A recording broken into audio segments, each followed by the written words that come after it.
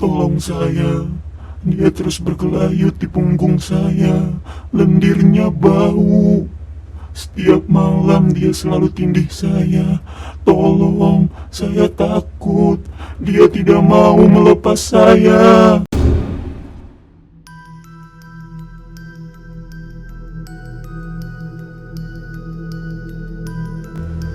Selamat datang di Jiro Portal.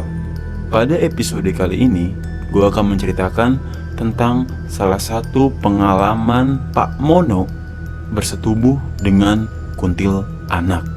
Tonton video ini sampai selesai, khususnya bagi kalian yang memiliki anak kecil, binatang peliharaan, maupun hewan ternak. Karena di video kali ini gue mau bahas soal waktu maghrib yang berkaitan erat dengan setan.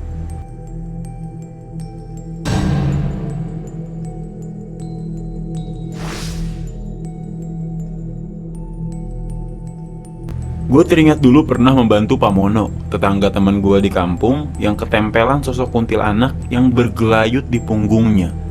Jadi Pak Mono ini seperti menggendong sosok kuntilanak di belakangnya. Bermula dari Pak Mono yang sedang beraktivitas di sawah sampai menjelang maghrib. Namun karena kelelahan, Pak Mono tidak langsung pulang, melainkan dia justru memilih beristirahat sampai ketiduran di balai yang terletak di tengah-tengah sawahnya. Pak Mono dihampiri oleh sosok wanita cantik yang menawarinya air. Wanita itu berkulit putih, berambut lurus, cantik dan anggun, tampak sempurna mengenakan pakaian berwarna merah. Pak Mono serasa terhipnotis oleh pesona wanita itu. Kemudian dia meminum air yang ditawari.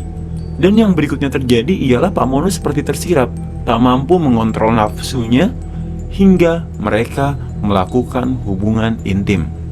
Di tengah penuh gairahnya mereka berhubungan, sosok wanita cantik yang ada di dekapannya perlahan berubah wujud menjadi mengerikan. Kulitnya pucat, matanya melotot lebar seperti akan keluar, dan mulutnya melebarkan sobekan lalu mengucurkan liur yang membanjiri wajah Pak Mono. Liurnya itu berwarna hitam pekat dan bau.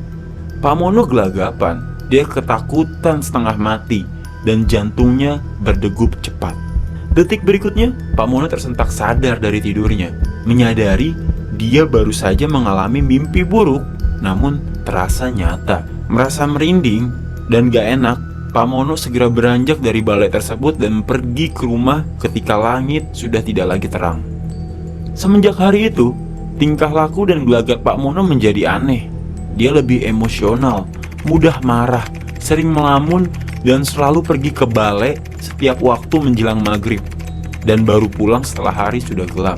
Tidak hanya itu, tanpa sadar, Pak Mono suka memakan makanan daging mentah.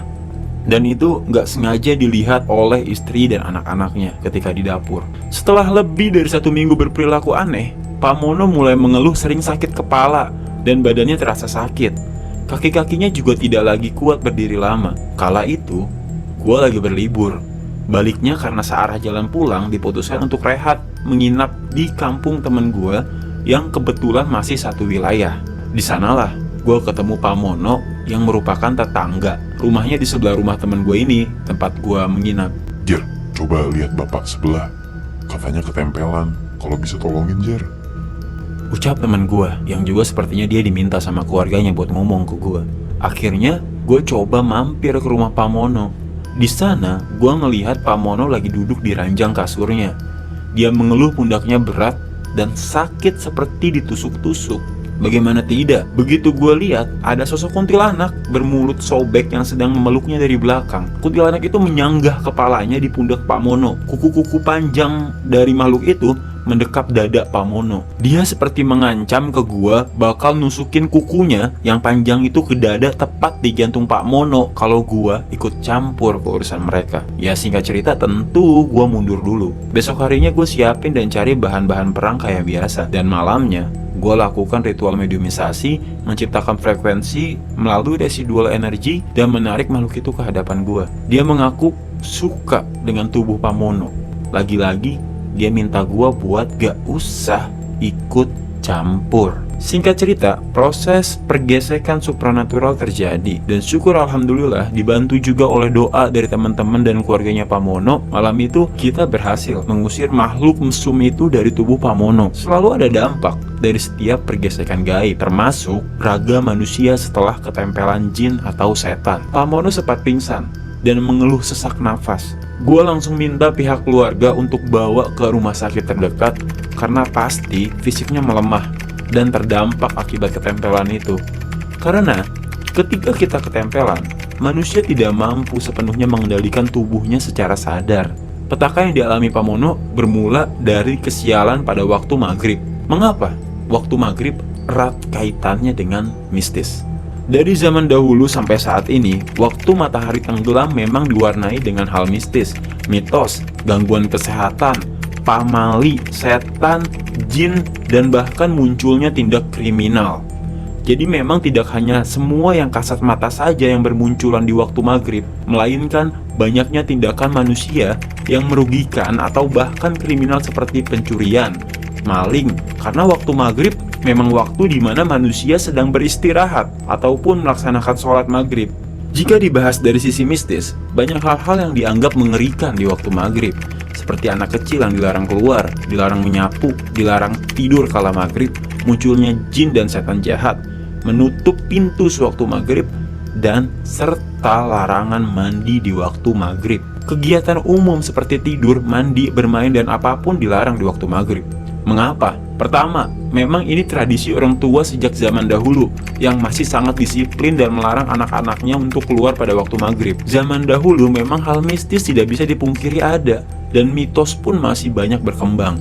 Berbagai kesaksian penampakan bayi yang menangis karena ditempeli, dan apapun soal keisengan makhluk gaib memang secara objektif semua orang hampir pernah mengalaminya. Kenapa waktu maghrib diharuskan menutup pintu dan anak-anak tidak boleh keluar? Yaitu karena pada waktu maghrib, interaksi dan aktivitas makhluk gaib atau setan menjadi lebih padat. Transisi pergantian dari terang ke gelap ialah waktu di mana frekuensi manusia dengan gaib menipis atau menjadi lebih dekat. Pada saat maghrib, spektrum warna alam berubah menjadi spektrum kemerahan. Cahaya tersebut merupakan gelombang elektromagnetik yang setiap warnanya memiliki perbedaan energi dan frekuensi serta panjang gelombang.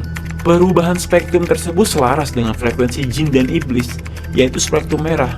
Spektrum merah yang dimiliki pada jin dan iblis akan bertambah kuat karena memiliki gelombang yang sama dengan alam. Tumpang tindihnya gelombang membuat penglihatan kurang tajam oleh adanya fata morgana. Maka dari itu, pengendara dianjurkan untuk tidak berkendara pada waktu maghrib, karena rentan terjadi kecelakaan pada waktu-waktu tersebut.